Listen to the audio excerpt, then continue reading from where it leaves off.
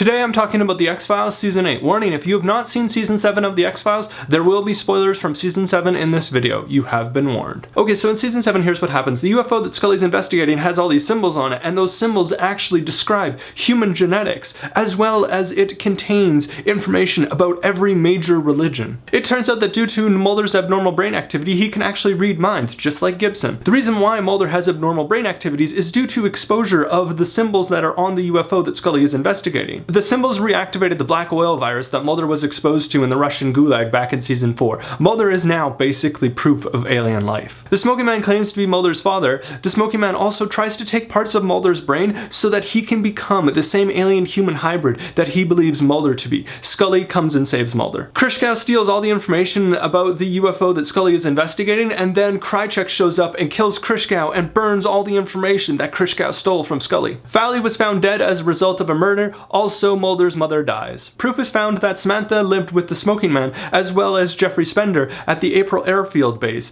and that Samantha was forced to undergo painful tests. Mulder now believes Samantha to be dead. We find out that the Smoking Man is dying, and he wants to make up for all the bad things he's done, and he wants to do this by giving Scully the cure to all diseases. Guess what? The Smoking Man is basically lying. The Smoking Man presumably hacked into Scully's laptop and sent emails to this person with the codename Cobra. Cobra actually has all the information on how to cure all diseases.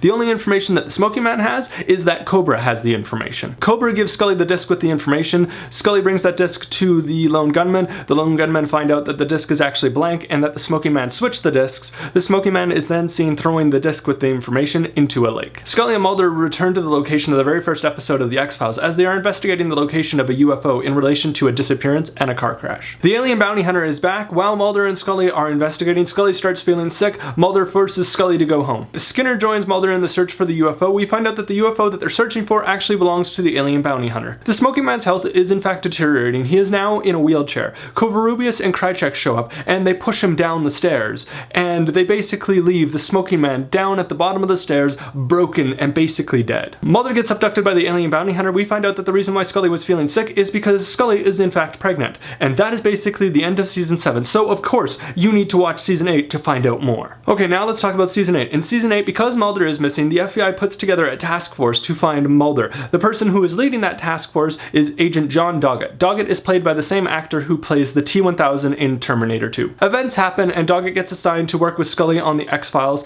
and that's all I'll say about that. Season 8 deals with things like bats, mystics, metal, evil, rebirth, jellyfish, reptiles, and much, much more. Now it's time for familiar faces on the X-Files. The guy who plays Miles Dyson in Terminator 2 was in an episode, and in that same episode is the guy who plays Machete in the Machete movies. The guy who plays Uncle Jack in the TV show Breaking Bad was in an episode, and in that same episode is the guy who plays Hector in a couple of the Fast and the Furious movies. One of the Oompa Loompas from the 2005 Charlie and the Chocolate Factory movie was in an episode, and in that same episode was the guy who plays Mike Newton in the Twilight movies. The guy who plays Harry from the very first Fast and the Furious movie was in an episode, and in that same episode is the actress who plays Lieutenant Esme Pascal from the Dexter TV show. The guy who plays Major Charles Kowalski from Stargate SG-1 was in an episode. The guy who plays Jane from Serenity/Firefly was in an episode. The guy who owns the mine where the mosquito that was trapped in sap was found in the Jurassic Park movie was in an episode. The guy who plays Edward Norton's boss in the movie Fight Club was in an episode.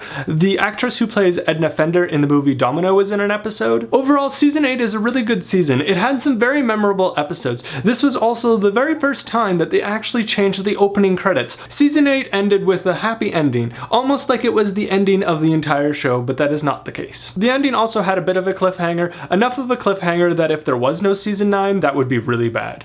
In the comments below, let me know what your thoughts are on Season 9 of The X-Files. And that pretty much sums up this video. Thank you for watching. I will see you next week. Don't forget to have an epically awesome day. Bye!